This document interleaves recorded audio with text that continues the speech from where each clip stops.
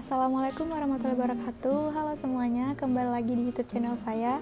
Jadi pada kali ini saya akan menjelaskan materi tentang kalimat dalam bahasa Indonesia. Kalimat merupakan satuan bahasa terkecil yang mengungkapkan pikiran yang utuh, baik dengan cara lisan maupun tulisan.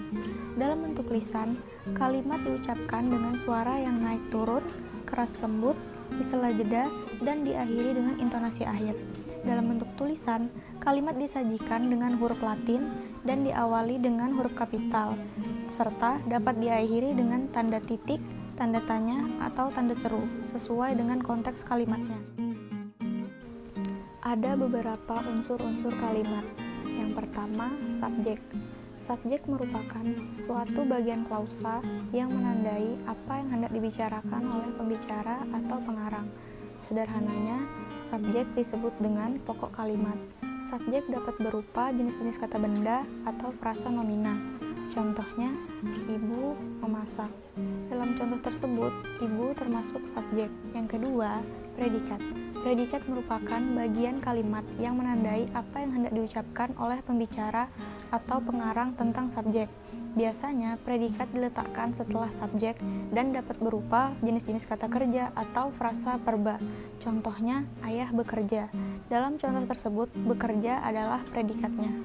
Ketiga adalah objek. Objek merupakan unsur kalimat yang diletakkan setelah subjek. Biasanya, objek digambarkan sebagai korban yang dikenai perbuatan oleh subjek.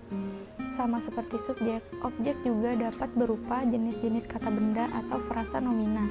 Misalnya, adik sedang bermain bola. Dalam contoh tersebut, bola adalah objeknya, karena bola adalah korban yang dikenai perbuatan oleh subjeknya si adik. Yang keempat ada pelengkap atau komplimen. Pelengkap merupakan unsur kalimat yang letaknya berada di sebelah objek, atau bisa juga diletakkan di sebelah kalimat intransitif dan semi-transitif yang tidak membutuhkan objek di dalamnya. Pelengkap dapat berupa klausa dalam bahasa Indonesia, frasa adjektiva dalam kalimat, frasa verba, kata benda, ataupun frasa preposisional dalam bahasa Indonesia. Yang terakhir adalah keterangan. Keterangan merupakan unsur kalimat yang dapat diletakkan setelah pelengkap, objek, predikat, dan bahkan di awal kalimat sekalipun.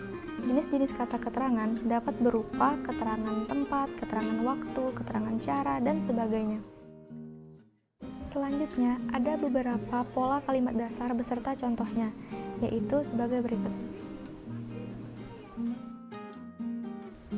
Selanjutnya, kalimat dibagi menjadi dua jenis. Yang pertama, kalimat tunggal, dan yang kedua adalah kalimat majemuk. Seperti namanya, kalimat tunggal ini merupakan suatu kalimat yang memiliki satu pola saja, yaitu hanya subjek dan predikat. Kalimat majemuk merupakan suatu kalimat yang memiliki dua pola atau lebih. Selain itu, kalimat majemuk juga terbagi lagi menjadi beberapa jenis, yaitu majemuk setara merupakan suatu penggabungan dua buah kalimat atau lebih kalimat tunggal yang kedudukannya sejajar atau sederajat. Majemuk rapatan adalah sebuah gabungan beberapa kalimat tunggal dikarenakan subjek, predikat, atau objeknya sama. Maka pada bagian yang sama hanya disebutkan sekali. Majemuk bertingkat merupakan suatu penggabungan dua buah kalimat atau lebih kalimat tunggal yang kedudukannya berbeda. Majemuk campuran adalah suatu penggabungan antara kalimat majemuk setara dan kalimat majemuk bertingkat yang sekurang-kurangnya terdiri dari tiga buah kalimat. Selanjutnya, kalimat juga memiliki ciri-ciri. Yang pertama, adanya huruf kapital dan tanda baca dalam sebuah kalimat. Yang kedua, kalimat memiliki intonasi akhir. Yang ketiga, paling kurang mengandung suatu subjek dan predikat. Jika tidak mengandung suatu subjek dan predikat, maka disebut frasa. Dan yang terakhir, kalimat dapat berdiri sendiri. Ada beberapa syarat yang harus diperhatikan agar suatu kalimat menjadi kalimat yang baik dan benar. Yang pertama, kalimat harus memiliki subjek dan predikat yang jelas. Yang kedua, bagian kalimat majemuk tidak dipenggal. Yang ketiga, kalimat harus disusun secara padu. Yang keempat, kalimat memiliki bentuk sejajar atau paralel. Yang kelima, susunan kalimat harus dengan kata-kata yang hemat.